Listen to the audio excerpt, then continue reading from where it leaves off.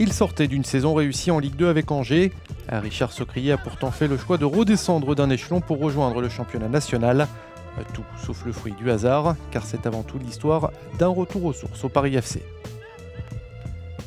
J'ai commencé là-bas en U17, je sortais du CAP Charenton, ma ville, et j'ai fait 2 années là-bas. Après j'ai intégré, à l'époque c'était les juniors, et après j'ai intégré l'équipe première quand on était en national pendant 6 mois.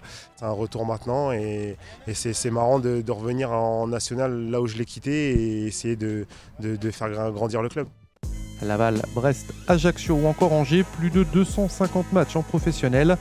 Un parcours qui fait de Richard Socrier désormais l'un des leaders du PFC, sur le terrain, mais aussi dans le vestiaire. J'observe son professionnalisme.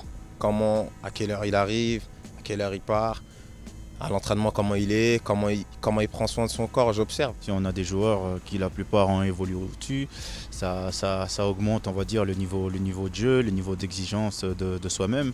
Et c'est quelque chose, voilà, de très bon pour l'effectif.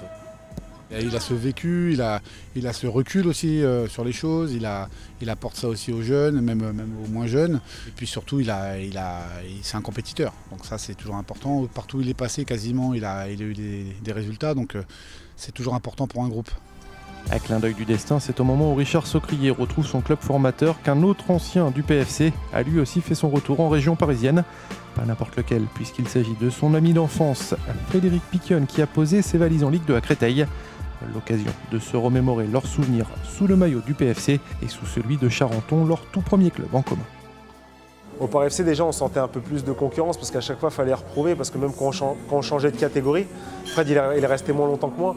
C'est vrai qu'à chaque fois qu'on changeait de catégorie, il fallait limite tout recommencer à zéro.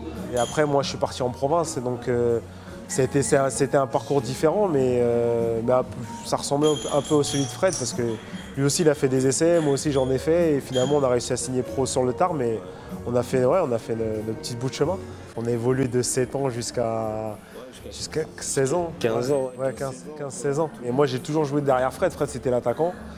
J'avais pas beaucoup de mérite. Je mettais dans la profondeur, il allait plus vite que tout le monde. On était plus petits, mais il allait plus vite. Pour moi, ça a toujours été un exemple, Fred. Parce qu'il est monté très haut. Et il m'a prouvé qu'en partant de très bas, on peut aller très haut. Donc ça a toujours été un moteur. Il ne l'a jamais dit ça.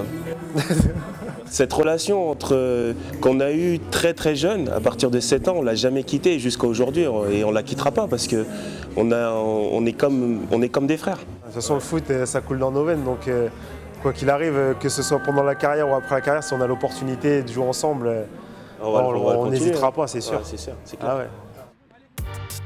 Ensemble de nouveau un jour sous le même maillot, c'est une certitude.